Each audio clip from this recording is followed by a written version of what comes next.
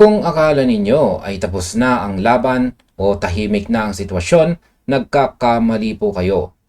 Meron pong isang opisyal na follow-up letter ang isinabmit ng Ripple diretso sa SEC Crypto Task Force.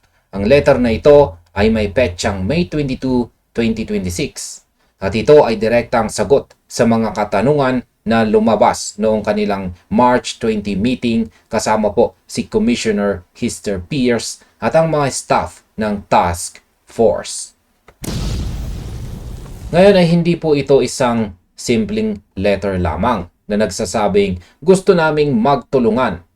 Ito ay isang napakasolid na dokumento kung saan naglatag ang Ripple ng 5 partikular na regulatory proposals sa paraang black and white. Ibig sabihin, formal nang hinihingi sa SEC na baguhin at linawin ang mga lumang patakaran na pumipigil sa paglago ng crypto space. Ang buong community ay nagkakaisa ngayon sa excitement dahil ang bawat proposal na narito ay may direktang epekto sa kinabukasan ng digital assets. Kaya sa video na ito ay pag-uusapan po natin ng gusto ang bawat detalye ng letter na ito para maintindihan natin kung bakit ito tinatawag na isang major move para sa buong crypto market.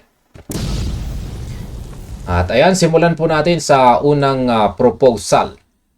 Ayan, ang unang proposal ng Ripple na nakatutok po sa kung paano natin tinitignan ang mga stable coins pagdating sa mga balance sheets ng mga malalaking kumpanya. Sa kanilang letter dito, formal na humihingi ang Ripple ng amendment o pagbabago sa tinatawag na Rule 15C3-1. Ang layunin po dito ay para magkaroon ng malinaw na accounting treatment kung paano gagamitin ang mga stablecoins bilang collateral. Napakahalaga ng hakbang na ito para sa mga broker-dealers na may hawak o gumagamit ng mga stablecoins sa kanilang araw-araw na operasyon. Sa kasalukuyan kasi, marami pang kalituhan kung paano ba talaga dapat i-record ang stablecoins sa mga financial books. Kapag walang kalinawan, ang mga institution ay natatakot na gumamit nito ng malawakan dahil baka magkaproblema po sila sa audit o sa mga regulators. Ang ginagawa ng Ripple dito ay parang paglalatag ng isang matibay na foundation o semento. Kung maaprubahan ito, mawawala ang malaking bahagi ng regulatory uncertainty. Ang mga institution ay magkakaroon ng lakas ng loob na yakapin ang digital assets dahil alam nila ang eksaktong patakaran. Ito ang unang hakbang para pumasok ang mas malaking pondo sa market.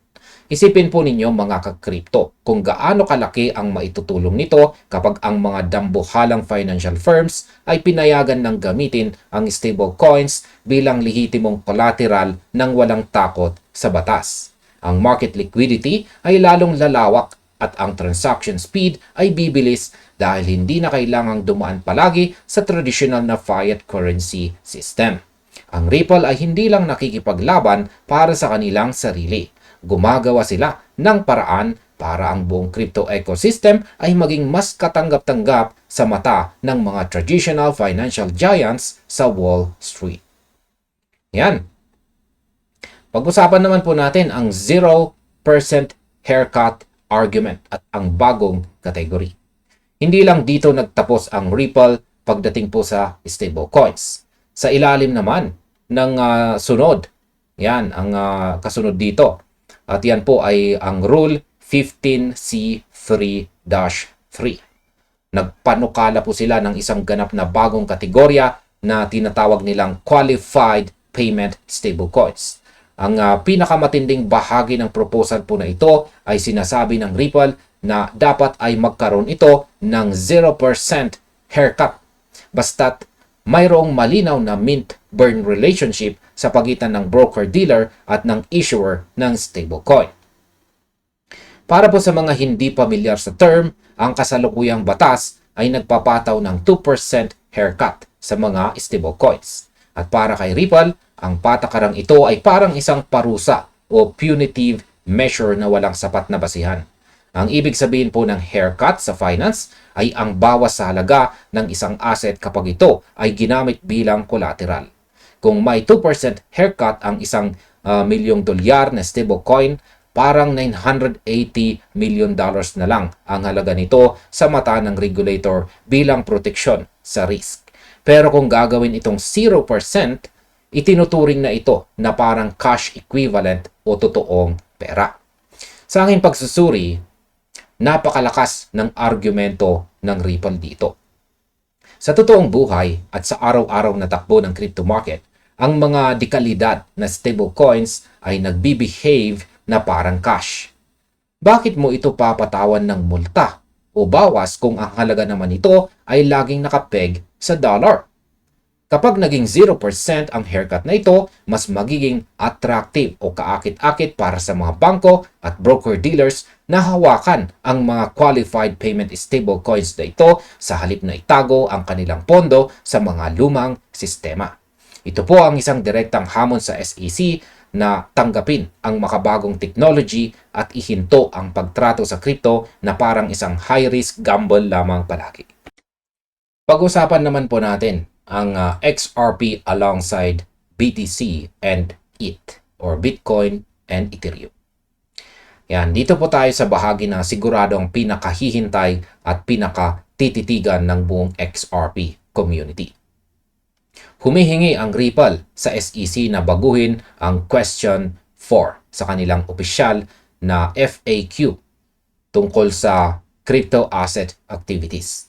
Sa kasalukuyang version po kasi ng FAQ ng SEC, ang mga assets lang na binibigyan ng titulong readily marketable ay ang Bitcoin at saka Ethereum.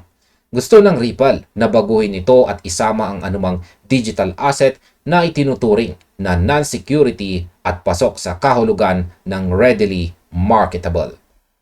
Napakalaki po ng implikasyon nito para kay XRP. Kung matatandaan natin, noong nakalipas po na March 26, ang SEC at ang CFTC ay magkasamang naglabas ng classification kung saan ay opisyal na nilang tinawag sa XRP bilang isang digital commodity. Dahil dito, sa XRP ay formal nang pumasok sa kategorya ng isang non-security, katulad po ni Bitcoin at Ethereum. Kaya naman, ang argumento ng Ripple ay napaka-logical. Kung sa XRP ay isa pong digital commodity na isa na po siyang digital commodity at may napakataas na trading volume sa buong mundo, bakit wala pa ito sa listahan ng readily marketable asset sa SEC FAQ? Sa tingin ko, ito na ang huling pader na kailangang ibagsak ng Ripple para makuha ang buong institutional recognition. Kapag sa XRP ay opisyal nang inilagay ng SEC sa tabi ni Bitcoin at Ethereum sa kanilang mga gabay at FAQ, nangangahulugan ito na ang mga regulated financial entities sa United States ay pwede nang mag-trade, maghawak at mag-alok ng XRP nang walang anumang legal na alinlangan. Ang terminong readily marketable ay nagbibigay po ng green light sa mga institutional investors na sabihing ang asset na ito ay ligtas, liquid at may basbas ng gobyerno. Ito ang magiging mitsa para sa susunod na yugto ng malawakang pag-adapt kay XRP sa loob ng regulated market. Pag-usapan naman po natin ang on-chain registry bilang single authoritative legal records. Ayan, ang ikalimang proposal po ng Ripple ay tumatalakay naman sa isang napaka-technical ngunit napakahalagang structure pagdating sa mga tokenized securities. Yan, securities. Hiniling po ng Ripple sa SEC na kilalanin ang on-chain registry bilang the single authoritative legal register. Yan, highlight po natin. The single authoritative legal register. Gusto po nilang alisin ang tinatawag na dual registry ambiguity na madalas mangyari sa mga digital twin structures ngayon sa market. Sa kasalukuyang sistema ng tokenization, kapag ang isang traditional na asset gaya po ng real estate o stocks ay ginawang digital token sa blockchain, madalas na may dalawang listahan na pinapatakbo. Isang listahan po sa loob ng blockchain, yan on-chain. At isang traditional na listahan sa labas, yan naman po ay ang off-chain. Ang problemang nakikita rito ay kapag nagkaroon ng hindi po pagkakaunawaan o pagkakaiba sa dalawang listahan, alin ba ang masusunod sa batas? Ang sagot ng Ripple sa problemang ito ay simple at saka diretso. Gawing ang blockchain mismo ang opisyal at legal na basihan ng pagmamay-ari. Upang mas madali nating maintindihan, isipin po natin ang isang sitwasyon kung saan ang isang barko ay naglalakbay sa gitna ng karagatan at may dalawang magkaibang navigation maps na ginagamit ang kapitan. Isang digital map sa computer at isang lumang pader, isang lumang papel or paper map sa lamesa. Kapag ang dalawang mapang ito ay nagpakita ng magkaibang direksyon o may error ang isa, malaking kalituhan at panganib ang maidudulot nito sa buong paglalakbay. Ang gustong mangyari po ng Ripple ay pirmahan ng SEC na ang digital map ang tanging opisyal at pinal na gabay na kikilalanin ng batas para walang overlapping o kalituhan. Ang on-chain record ay dapat pong maging legally enforceable. Kapag nangyari ito, mas lalong bibilis ang development ng real-world asset tokenization, kung saan ang XRP Ledger ay isa sa mga nangungunang network na handang mag-facilitate nito. Ngayon ay ano po ang susunod na kabanata para kay XRP?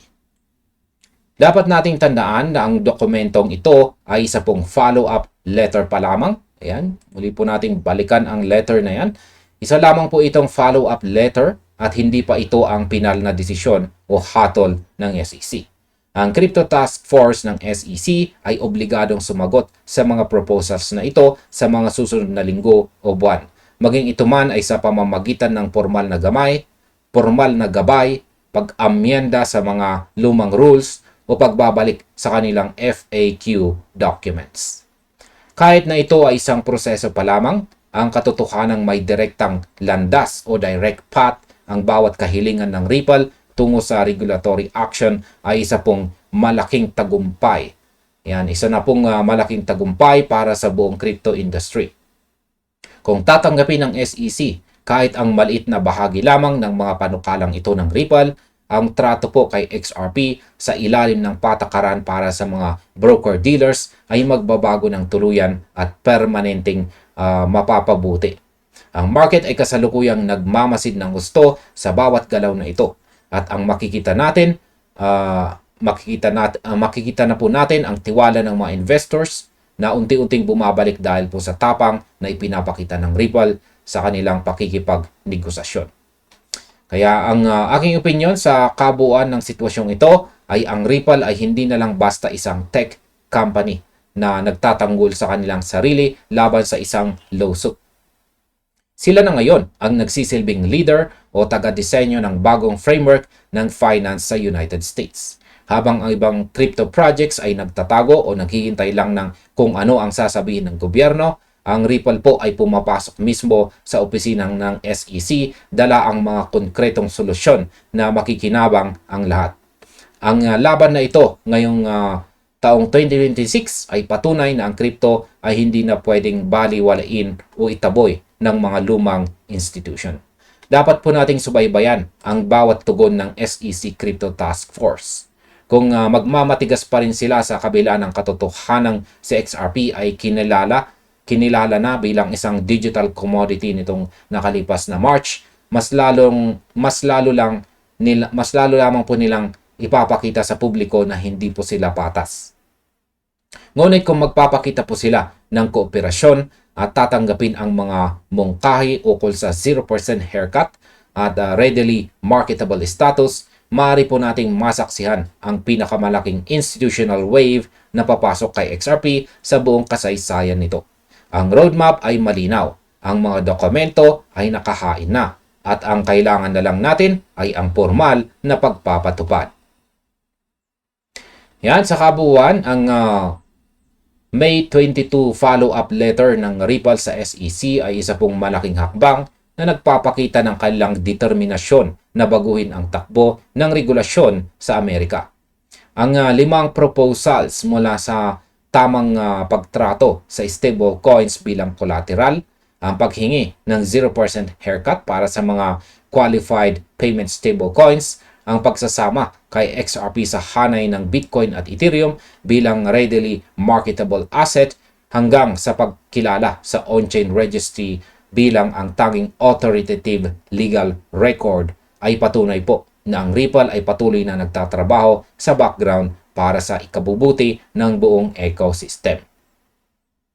Ang bawat detalye po sa sulat ay nagpapakita na ang era ng kalituhan ay unti-unti nang natatapos ngayong taong 2026. Kaya manatili po tayong alerto sa mga susunod na updates dahil ang tugon ng SEC Crypto Task Force ang magiging susunod na malaking trigger para sa market. Palagi po nating tandaan na sa mundo ng digital finance, ang may tamang impormasyon ang siyang laging panalo sa huli. Kaya wag po tayong magpadala sa mga haka-haka, bagkos ay mag-focus po tayo sa mga opisyal na dokumentong gaya nito na nagpapakita ng totoong direksyon ng ating pinanghahawakang asset. At ayan mga kakripto, hanggang dito na lamang po tayo sa video na ito. Marami pong salamat sa inyong panonood. Panoorin na rin po ninyo ang ating sunod na recommended video dito.